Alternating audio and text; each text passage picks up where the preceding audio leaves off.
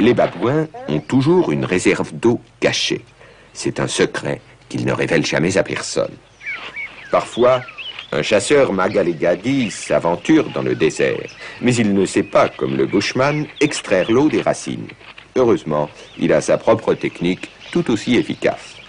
Lorsqu'il sait qu'un babouin l'observe, ce qui ne manque jamais d'arriver car les babouins sont très curieux, il creuse laborieusement un trou dans une fourmilière. Puis il met des grains de melon sauvage dans le trou et les fait tomber au fond. Il se retire alors, sachant que le babouin est mort de curiosité. Mais le babouin se méfie des hommes.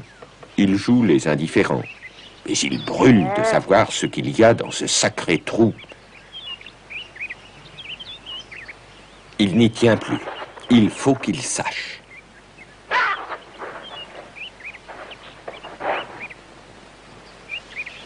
Il glisse la main, prend la poignée de grains, et le poing refermé ne peut plus sortir.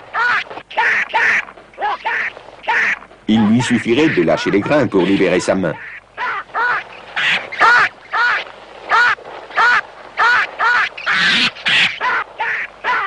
Mais quand il y pense, il est trop tard.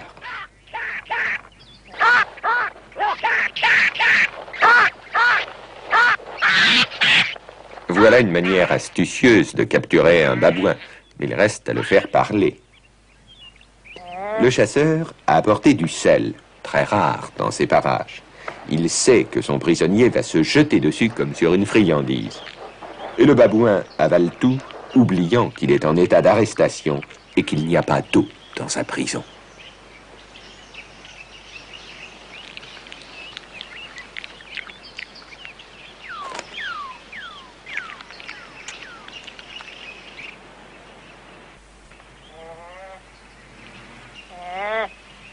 Et le chantage commence.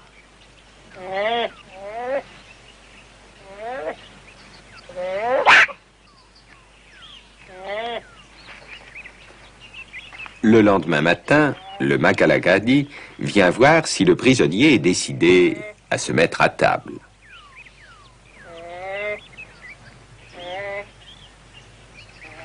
Le lavage de cerveau a été efficace. Le chasseur relâche le babouin. Il sait que ce dernier va courir à son réservoir secret sans se soucier d'être filé.